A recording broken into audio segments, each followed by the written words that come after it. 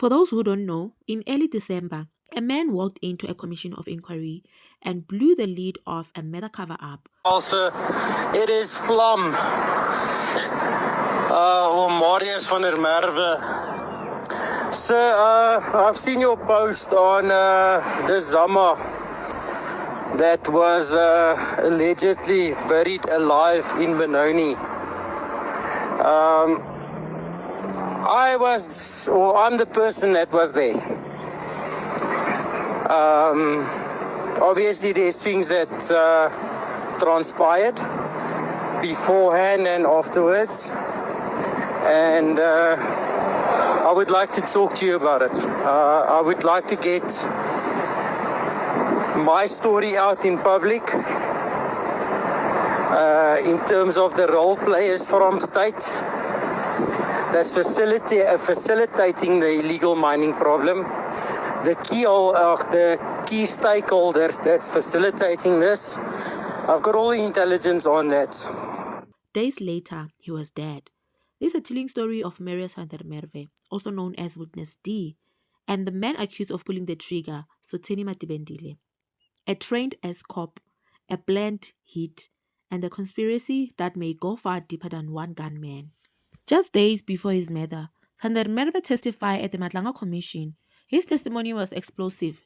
He allegedly linked police officials to a 2022 murder, claimed he was ordered to dispose a body, named individuals, including Julius Mkhwanazi. This wasn't just corruption, this was a direct accusation of murder and cover-up. Shortly after that testimony, everything changed. Matipandile didn't know van der Merwe. How did he get to know him? Phase 1 target identified. A suspect named Pretorius allegedly identified van der Merwe as a target. He reportedly took Matipandile to the house in Brakpan. The target was now confirmed. Matipandile allegedly monitored the home, studied movements patterns. This wasn't random. This was military-style surveillance. He allegedly secured an AK-47 rifle, a weapon chosen for power, speed, and the mission was clear. No mistake, no survivors. Night of the hit was December 5, 2025. Location, Brakpan. Time, it was evening. Van der Merwe returns home with his wife and their 2 young children. He steps out of the car to open the gate. Then that's when it happens. A dark hatchback pulls up. Shots are fired from inside the vehicle. 2 shots, one hits its target. Van der Merwe collapses. His wife and children are still inside the car, and now they are also targets. The shooter speeds off. Weapon disappears. No immediate arrest, but the damage is done. Van der Merwe was dead. The aim was to finish off his family, both the kids and the wife.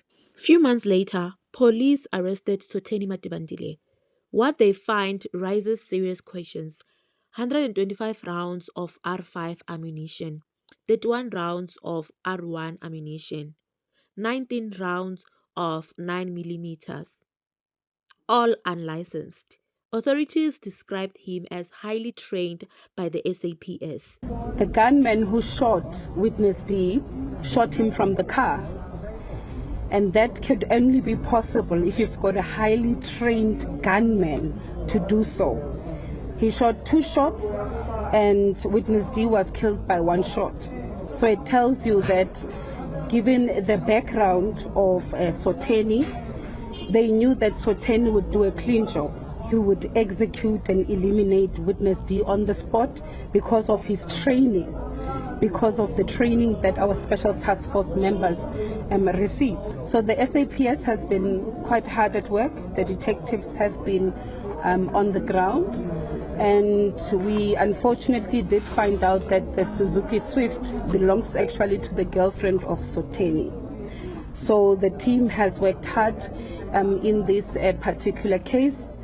We brought the murder charges, conspiracy to commit murder, but at the time that he was arrested, he was found with hundreds of various caliber of ammunition as well, which is quite concerning. But those charges will be added at a later stage, I think. But I think the NPA will then elaborate further on the charges that Sotheni is facing. At this stage, we cannot rule out the possibility of further arrests, but we are quite confident that we have the shooter, the gunman who pulled the trigger on that evening that killed witness D. They spent 1 million rands, more than 1 million rands, to train him. Tactical, precise. This wasn't an amateur. This was someone who knew exactly how to kill and get away. He was trained to kill, allegedly. Now, here's where the story gets deeper, because investigators don't believe this was a one-man job. Silencing the witness can never be a one-man job. Van der Merwe had just testified. His testimony threatened powerful people in high positions. The timing of the hit is too perfect to ignore. This may have been a targeted assassination to silence a whistleblower because he was exposing people at the Madlanga Commission. So multiple people or multiple individuals may have planned, funded, coordinated. Matipandile may have been just the trigger man because he didn't know Van der Merwe. Whoever planned this knew where he lived, he knew his routine, and he knew where he would arrive.